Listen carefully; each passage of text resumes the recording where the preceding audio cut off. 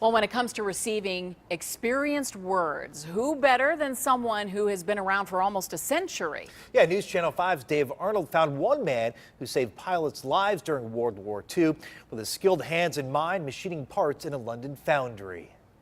Some say younger generations actually working with their hands in a machine shop is a lost art. Well, if so, that's news to students at Lorain County's JVS.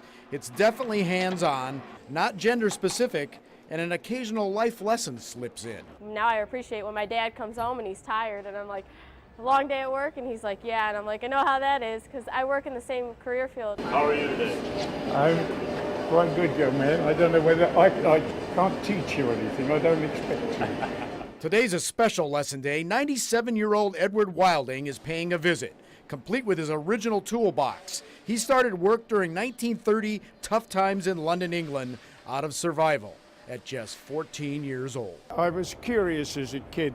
If something went wrong, my father would say, give it to Ed. He'll fix it, or he'll fix it so nobody can.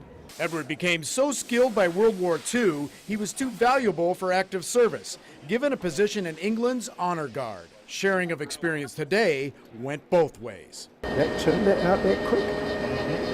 Oh my God. It's still a little wet from the coolant, but Setting up the engraving, that's a job on its own. right. And that's all in there. It's all in there. All I had to do was write a program for it. That's, if I got back in the shop, I'd be lost. But lesson-wise, after 97 years, some things remain the same. If a job's worth doing, It's worth doing well. If you can't do it, leave it to somebody else that can.